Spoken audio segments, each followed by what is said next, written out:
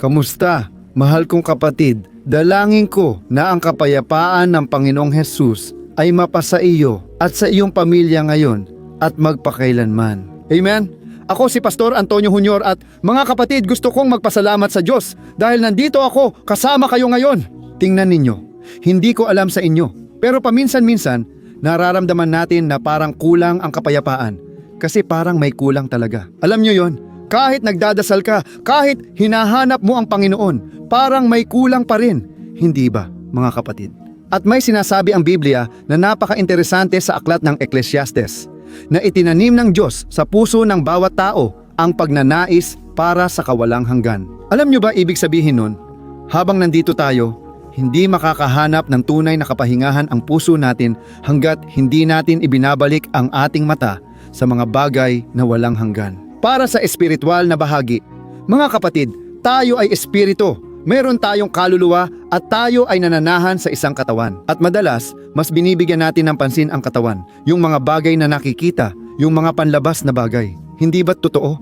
Kadalasan, nakatuon tayo sa kaluluwa, ating emosyon at damdamin. Pero kakaunti lang ang mga tao na binibigyang prioridad ang espiritual na aspeto. Ito ang bahagi kung saan ka nakakakonekta sa Diyos.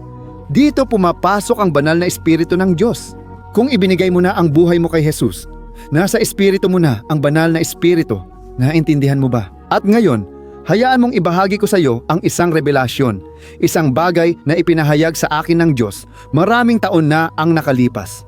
Kapag ang tao ang nakikipag-usap sa iyo, kapag may nagsalita sa iyo, maaari mo pa itong makalimutan. Pero kapag ang Diyos na makapangyarihan sa lahat, ang iyong Ama, ang siyang direktang nakikipag-usap sa iyo, hindi mo talaga iyon makakalimutan. Alam mo kung bakit? Dahil nakatatak iyon sa iyong espiritu at ang iyong espiritu ay walang hanggan. Kaya gusto kong pag-isipan mo ang buhay mo ngayon. Mayroon bang isang bagay na sinabi na sa iyo ng Diyos sa kahit anong punto ng iyong paglalakbay bilang Kristiyano? Mayroon bang talata na binabasa mo at iyon ay binigyan ng buhay ng Espiritu Santo? Parang tumalon ang talatang iyon mula sa Biblia at diretsyong nagsalita sa iyong puso. Tingnan mo, ang bawat salita ng Diyos ay hindi bumabalik na walang laman. Amen? Sa aklat ni Isaias, nakasulat na, tulad ng ulan na bumabagsak sa lupa at pagkatapos nito, ito ay nagbubunga at pagkatapos, ang singaw ay bumabalik sa langit. Ganyan din ang salita ng Diyos. Hindi ito babalik sa Kanya ng walang saysay, kundi tutuparin ang Kanyang layunin. Kamangha-mangha ito mga kapatid dahil hindi tayo nabubuhay sa tinapay lang. Sabi ni Jesus, hindi sa tinapay lamang nabubuhay ang tao, kundi sa bawat salitang mula sa bibig ng Diyos. At noong sinabi ito ni Jesus laban kay Satanas, di ba? Dahil gusto ni Satanas na gawing tinapay ni Jesus ang mga bato. Si Jesus sa totoo lang ay nagbanggit ng isang talata mula sa Deuteronomio, Kabanata 8, na eksaktong nagsasabi ng sinabi ko sa iyo. Hindi lang sa tinapay nabubuhay ang tao, kundi sa bawat salitang nagmumula sa bibig ng Diyos. Ibig sabihin mga kapatid, ginamit ni Jesus ang salita para mapagtagumpayan ang tukso. Sa parehong paraan, matutunan mo ang aral dito at magdadasal tayo mamaya, kaya huwag kang umalis sa video na ito. Gusto kong matutunan mo ngayon na gamitin ang salita ng Diyos para sa iyong kapakinabangan. Dahil lahat ng nasa Biblia ay nakasulat na may oo at may amen. Ibig sabihin, lahat ng nasa Biblia ay karapatan mo, mana mo iyon. Amen ba? Kailangan mong angkinin ang mga pangako ng Diyos na naihayag na sa Kanyang salita. Kaya, gumamit si Jesus ng isang talata mula sa Deuteronomio, Kabanata 8, tama ba? At doon, sa sandaling iyon ng tukso, naintindihan ni Satanas, ibig sabihin gusto mong gamitin ang Biblia laban sa akin. Alam nyo ba ang ginawa ng dyablo, mga kapatid? Matalino siya at kilala rin ang Biblia, tama? Kaya ang dyablo, sinabi niya ito, tumalon ka na lang diyan sa bangin kasi nakasulat. Tingnan nyo ang sinabi niya. Nakasulat na kapag tumalon ka sa bangin, na yan magpapadala ang Diyos ng mga anghel para bantayan ka at hindi ka masasaktan. Mga kapatid, ginagamit niya ang talata mula sa awit 91. Tingnan nyo, ginagamit ni Satanas ang awit 91 laban kay Jesus. Dahil kilala rin niya ang Biblia. At kaya gusto kitang hikayatin, araw-araw na makasama ako dito sa umaga, hapon at gabi dahil gusto kitang turuan tungkol sa Biblia sa isang simple at madaling paraan. Ayos ba? Gaya ng natutunan ko sa simpleng paraan, gusto ko ring matutunan mo. Mga kapatid, ginamit ni Jesus ang Biblia at sinabi, nakasulat, huwag mong susubukin ang Panginoon mong Diyos. Kaya, mga kapatid, gusto kong sabihin sa inyo ngayon na mayroon kang Biblia, ang salita ng Diyos, na pabor sa iyo, pero kailangan mong gamitin ang salitang ito. Dapat ito ang maging espada mo. Amen? Kapag inaakusahan ka ng dyablo ng kahit ano, gagamitin mo ang Biblia at lalabanan mo siya at ibibigay sa iyo ng Diyos ang tagumpay. Amen? May ibabahagi akong malalim na mensahe na maaaring ngayon mo lang marinig at magpapabago ng buhay mo. At pagkatapos ay magdadasal tayo, gagawa tayo ng isang taimtim na panalangin dito at mag-iiba ang buhay mo. Siguradong sigurado. Amen? Bago tayo magsimula, hihingi lang ako ng isang bagay. I-click ang nagustuhan ko para malaman ng YouTube na ang nilalaman ay para sa pamilya at mahalaga. Ayos ba? I-click lagi ang nagustuhan ko para makatulong sa channel. Maraming salamat. I-click mo rin ang button na mag-subscribe para makapag-subscribe ka. I-activate ang bell ng notification at piliin ang opsyon na lahat para hindi mo ma-miss ang kahit anong video na ilalagay ko. Gusto kong makasama ka dito araw-araw. At gusto ko ring magpasalamat sa iyo na nagbabahagi. Mga kapatid, napakaraming tao ang nagbabahagi ng mga panalangin ito at dahil dyan, patuloy tayong lumalago araw-araw. Dito, hindi ako nagsasalita tungkol sa relihiyon. Dito hindi ko pinag-uusapan ang pangalan ng simbahan. Gusto ko lang ipahayag ang salita, ang ebanghelyo. Amen? Luwalhati sa Diyos. Mga kapatid, ngayon gusto kong kausapin kayo sandali tungkol sa isang lalaking lingkod ng Diyos. Pero tao rin siya tulad ko at tulad mo. Ang lalaking ito ay tinawag na Elias, ang propetang si Elias. Mga kapatid, si Elias ay isang lalaking labis na ginamit ng Diyos. Pero ang maaaring hindi mo alam ay si Elias ay isang masigasig na nag-aaral ng Biblia. Isa siyang lalaking kilala sa salita ng Diyos at namuhay sa panahon ng matinding idolatriya. Ito ay noong panahon ng paghahari ni Akab. At si Akab ay kasal kay Jezebel. Si Jezebel, narinig mo na siguro, di ba? Isang napakabagsik na babae. Sa katunayan, sa aklat ng pahayag, binanggit ang espiritu ni Jezebel na pinapayagan ng simbahan at galit ang Diyos sa simbahang iyon dahil dito. Mga kapatid, si Jezebel ay isang napakasamang babae. Siya ang simbolo ng kasamaan. Alam mo kung bakit? Dahil siya ay umuusig at pumapatay sa mga propeta ng Diyos, ang mga lingkod ng Diyos. At siya, naglabas siya ng utos sa buong bansa ng Israel na lahat ay dapat sumamba. Hindi ang tunay na Diyos. Ang Diyos na lumikha ng langit at lupa. Hindi, kundi ang Diyos na si Baal. Ang Diyos na ito ay Diyos ng kasaganahan at hindi lang iyon, kundi Diyos ng ulan, ang Diyos na nagdadala ng probisyon.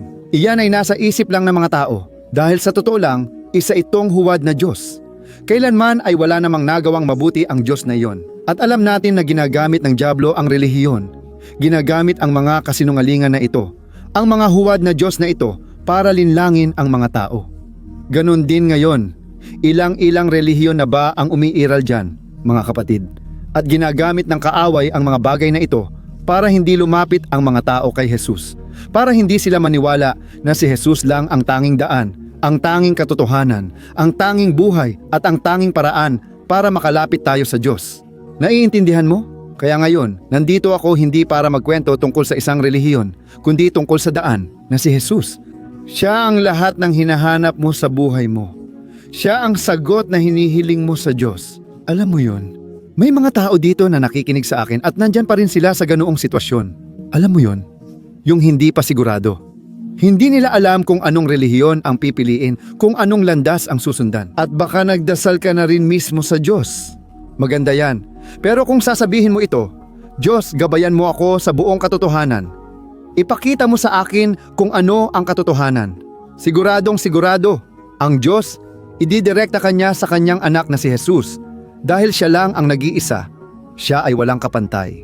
Si Jesus ang isinugo ng Diyos para sa iyong kaligtasan at siya lang ang nagtagumpay sa kamatayan at kasalanan. Siya lang ang makakapangako sa iyo ng bagay na walang ibang tao ang kayang ipangako. Kaligtasan at buhay na walang hanggan. Amen? Mga kapatid, narito tayo sa iisang katawan na unti-unting nabubulok araw-araw. Habang dumadaan ang mga araw, tumatanda ka at lalapit sa kamatayan. Sabi ni Jesus, kung naniniwala ka sa akin bilang muling pagkabuhay at buhay, kahit mamatay ka, mabubuhay ka magpakailanman. Amen? Mga kapatid, walang sino man ang makakapangako niyan. Pero balik tayo kay Elias. Ano ang nangyari? Kilala ni Elias ang Biblia. At nang napansin niya na sina Akab at Jezabel ay kumakalaban sa mga propeta at nagtatag ng pagsamba kay Baal, alam mo ba ang ginawa niya? Nagkaroon siya ng napakatapang na hakbang at hinarap niya si Haring Akab. Pagharap niya kay Haring Akab, nagdala siya ng mensahe. Mga kapatid, babasahin ko ito sa inyo. Makikita ito sa unang mga hari, Kabanata 17, talata 1. Tingnan ninyo kung ano ang sinabi ng propetang Elias kay Haring Akab. Sinabi niya ito. Sinabi ni Elias kay Haring Akab, "Buhay ang Panginoon, ang Diyos ng Israel, na aking pinaglilingkuran. Hindi magkakaroon ng hamog o ulan sa mga susunod na taon hanggat hindi ko iniuutos." Amen. Mga kapatid, nakakatuwa. Ang ibig sabihin ng Elias ay, ang aking Diyos ay si Jehovah. Isipin niyo ito. Doon sa lumang tipan, malalim ang kahulugan ng mga pangalan. Mapapansin niyo na maraming pangalan ay may kaugnayan sa mabuti o masama. Halimbawa, may pangalang Jabez. Sabi sa Biblia, tinawag siya ng ina niyang Jabez dahil nanganak ito ng masakit. Kaya parang nakatakdang magkamali siya sa buhay. Ayon sa Biblia, dininig ng Diyos ang panalangin ni Jabez at binago ang kanyang buhay. Katulad nito, ibig sabihin ng Elias ay, ang aking Diyos ay si Jehovah. Ngayon, isipin mo ang eksena. Humarap si Elias kay Haring Akab at sinabi niya, "Pakinggan mo, ayon sa aking salita, hindi uulan sa lupa sa mga susunod na taon, ni hamog o ulan, hanggang sa ako ang magsabi."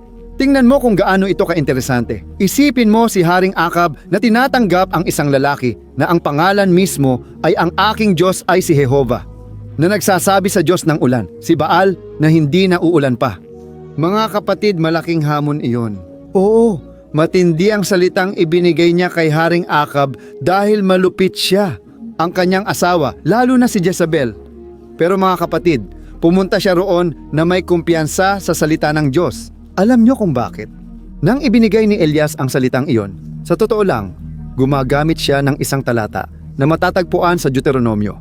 Baka hindi mo alam, pero si Elias ay gumagamit ng bagay na ipinangako ng Diyos. Naintindihan mo? Ito ang dahilan ng malaking kaibahan. Naalala mo ba yung sinabi ko na si Jesus ay may sinabi sa dyablo na nakasulat na sa Deuteronomio? Ganon din, si Elias ay binanggit ang isang talata na nasa Deuteronomio, Kabanata 11. Babasahin ko para sa iyo, Kabanata 11, mula talata 13 hanggang 17. Tingnan mo kung ano mismo ang sinabi ng Diyos sa bansang Israel. Tingnan mo kung ano ang sinabi ng Diyos. Kung susundin ninyong tapat ang mga utos na iniuutos ko sa inyo ngayon, at kung mamahalin ninyo ang Panginoon ninyong Diyos, at maglilingkod kayo sa Kanya ng buong puso at buong kaluluwa, magpapadala siya ng ulan sa tamang panahon, ang ulan ng taglagas at tagsibol, upang mapag-ani ninyo ang inyong mga butil, bagong alak at langis. Ngunit mag-ingat kayo, huwag ninyong hayaang malinlang ang inyong puso, na magdudulot sa inyo na lumayo sa Panginoon at sumamba sa ibang mga Diyos. Kapag ginawa ninyo ito, mag-aalab ang galit ng Diyos laban sa inyo, at pagkatapos ay isasara niya ang langit at ititigil niya ang ulan sa lupa upang hindi ito magbunga ng inyong mga ani. Tingnan ninyo ito, mga kapatid. Nakikita ninyo na sinabi ni Elias ang eksaktong nakasulat sa talatang ito. Ang Diyos mismo ang nagsabi ng ganito, "Tingnan ninyo, kung susunod kayo sa akin, ibubuhos ko ang ulan sa tamang panahon, magkakaroon ng ani, magiging masaya kayo, dahil uulan ng marami sa lupa. Pero kung sasamba kayo sa ibang mga Diyos, makinig kayo. Kung sasamba kayo sa ibang mga Diyos, at lilihis kayo sa mga daan ng Panginoon, isasara ng Diyos ang langit at ititigil niya ang ulan." Tingnan ninyo, mga kapatid, kung gaano ito kagilagilalas. Kamangha-mangha ang pahayag na ito. Si Elias hindi basta-basta nagsasalita o nagsasabi ng galing lang sa sarili. Ang sinabi niya ay mula sa Biblia. Mga kapatid, nalulungkot talaga ako ngayon dahil maraming tao ang nagsasabi ng mga bagay na hindi naman sinabi ng Diyos. Alam ninyo, nagbibigay ng propesiya na wala naman sa Biblia, nagsasabi ng mga bagay na hindi sinasang-ayunan na ng Diyos, na hindi naman Diyos ang nagsabi. Alam nyo ba ang mangyayari? Mas maraming tao ang mabibigo.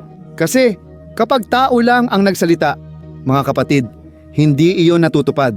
Pero kapag ang Diyos mismo ang nagsalita sa kanyang salita, o siya mismo ang direktang nagsalita sa iyo, dahil pwedeng magsalita ang Diyos. Mga kapatid, doon natutupad. Amen? Dahil ang salita ng Diyos ay hindi bumabalik na walang kabuluhan. Alam niyo ba ang nangyari pagkatapos, mga kapatid? Sabi sa Biblia, kinailangan ni Elias na umalis at itinago siya ng Diyos sa loob ng ilang panahon. At talaga namang hindi umulan sa lupa dahil natutupad ang salita ng Diyos. Pero nakakatuwa na sa bagong tipan, may sinabi ang Biblia na napaka-interesante. Sa Santiago, Kabanata 5, Talata 17, si Elias ay tao ring tulad natin. Ganito ang sabi, gayunpaman, nang siya'y taimtim na nanalangin na huwag umulan, hindi umulan sa loob ng 3.5 taon. Pagkatapos ay nanalangin siyang muli at ang langit ay nagpadala ng ulan at ang lupa ay nagsimulang magbunga ng kanyang mga ani. Aleluya! Mga kapatid, alam nyo ba kung ano ang nangyari? Iniisip ko lang dito. Ano? Ayon sa sinasabi ng Biblia, pagkatapos ibigay ni Elias ang salitang ito kay Haring Akabe na nagsasabing hindi uulan dahil may idolatria sa gitna ng bayan. Iniisip ko na si Elias, nagdasal siya mga kapatid. Dito sinasabi, na siya ay taimtim na nagdasal. Ibig sabihin, kahit na may pangako siya mula sa Diyos, kahit na nakabatay siya sa Biblia, nagdasal si Elias. At hindi lang siya nagdasal ng 1 beses, 2 beses. Hindi. Nagdasal siya ng paulit-ulit. At alam mo ba kung paano ko naisip ang dasal ni Elias? Ito ang ipinagdasal niya. Diyos, ipinangako mo sa iyong salita, Panginoon. Ipinangako mo na kung magkakaroon ng idolatria, isasara mo ang langit. Kaya, Diyos ko, hinihiling ko, isara mo ang langit sa ibabaw ng Israel dahil naligaw at nagpakasama ang mga tao. At mula rito, Panginoon, naway mabuksan ang kanilang mga mata at makita ang kanilang espiritual na pagkabulag. Mga kapatid, naniniwala akong ganito na nalangin si Elias. Diyos, tuparin mo ang iyong salita, Panginoon. At gusto kitang tanungin dito ng isang bagay. Ikaw ba ay nanalangin na batay sa mga pangako ng Diyos? Halimbawa, kung binigyan ka ng Diyos ng salita ng pagpapanumbalik o kaligtasan para sa iyong tahanan. Nanalangin ka na ba noon? Patuloy ka pa rin bang nananalangin ngayon na tuparin ng Diyos ang salitang iyon? Amen? Magtiwala tayo mga kapatid. Dapat nating paniwalaan ang sinasabi ng Biblia tungkol sa atin. Amen? Ano ang pangakong ibinigay sa iyo ng Diyos? Ano ang salitang natanggap mo noon pa na baka sa ngayon ay iniisip mong isa ng napakalayong pangako? Mga kapatid, huwag tayong mag-isip ng ganoon. Ayos ba? Nakikita ko dito ang isang halimbawa sa buhay ni Jose. Binigyan ng Diyos ng panaginip si Jose. Mga 17 taong gulang si Jose nang bigyan siya ng Diyos ng panaginip. Mga kapatid, natupad lang ang panaginip niya noong siya ay 30 taon. Kaya lumipas muna ang 13 taon mga kapatid. At dito ko natutunan ang isang aral. Madalas kapag malayo ang pangako o mahirap ang lahat, parang imposibleng mangyari ang anumang bagay sa buhay natin. Iyan ang oras na kailangan nating lumaban laban sa pag-asa. Amen? Si Abraham, sabi sa Biblia, naniwala siya kahit laban sa pag-asa. Dahil hindi niya inintindi ang kanyang katawan. Matanda na ang kanyang katawan, pati na rin ang katawan ng kanyang asawa. Pero naniwala siya sa pangako na ginawa sa kanya ng Diyos, na siya ay magiging ama ng mga bansa, ama ng maraming tao. Amen? Kaya tulad ni Abraham, tulad ni Elias, may mga pangako ang Diyos sa buhay mo at gusto niyang tuparin iyon. Pero kailangan mong magtiyaga sa panalangin. Amen? Kahit na may pangako ka na, hindi ibig sabihin na uupo ka na lang at maghihintay, kundi magdasal ka ng buong tiyaga.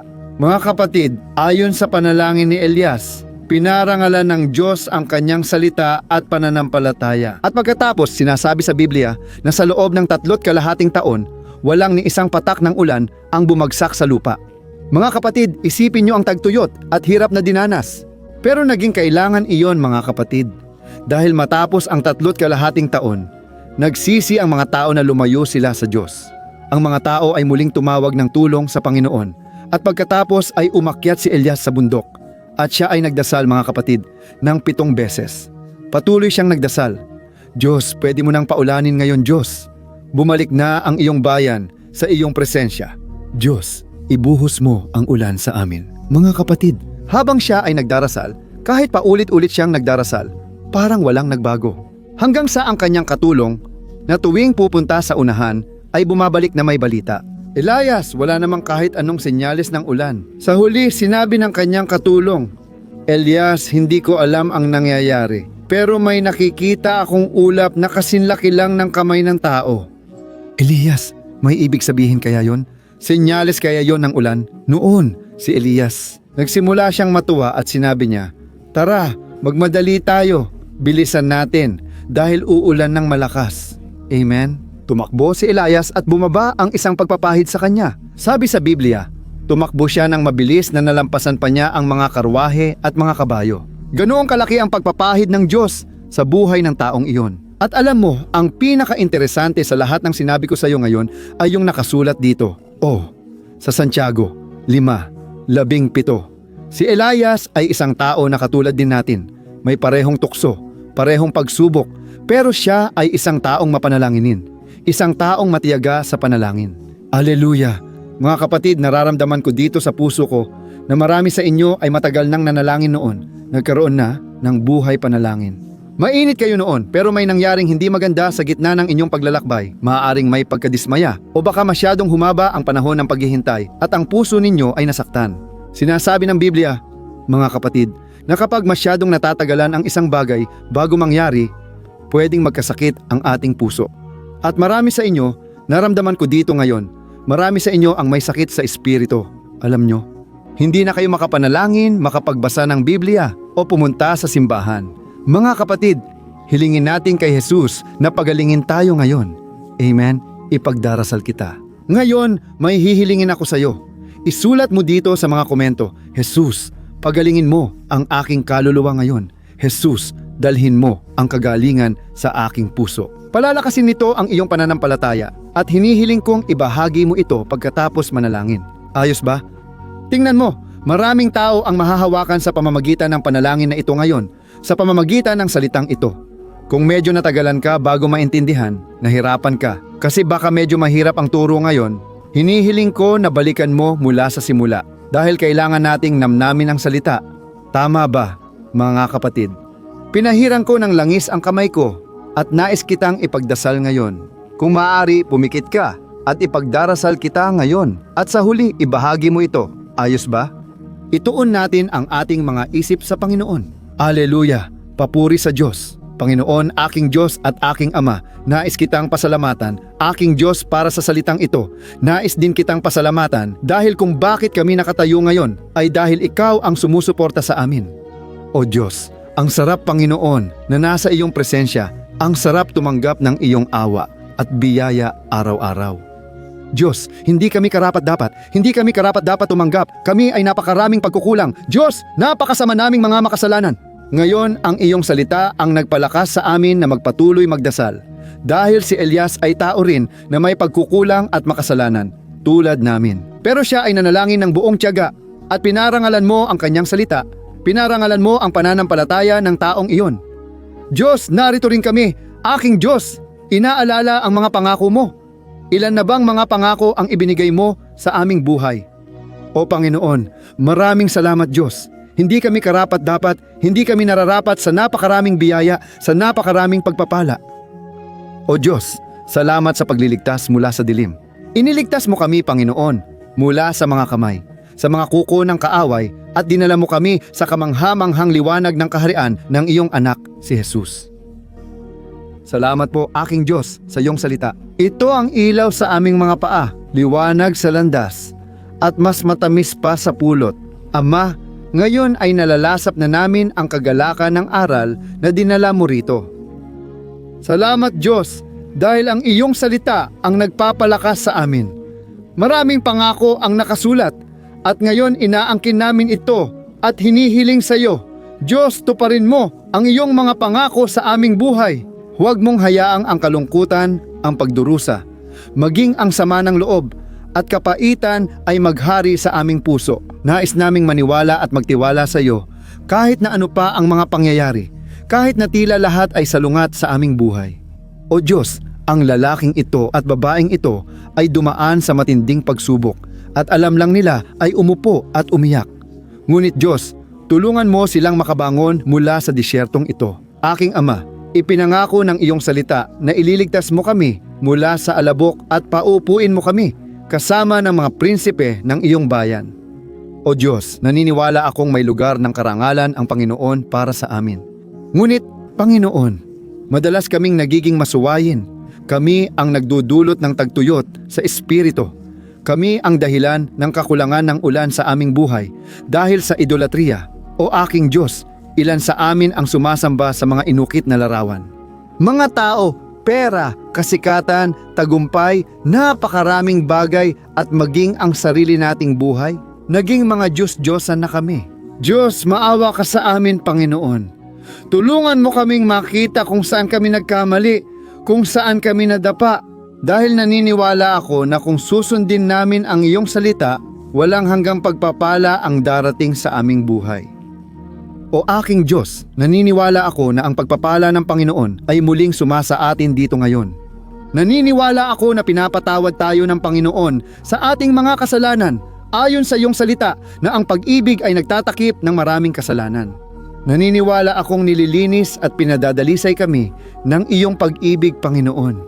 O Jesus, hinihiling ko sa iyo, ibuhos mo ang iyong dugo, Panginoon, sa bawat isa sa amin. Protektahan mo kami laban sa kaaway, Ama ko. Ang kaaway ay sinusubukan kaming ilayo sa iyong presensya.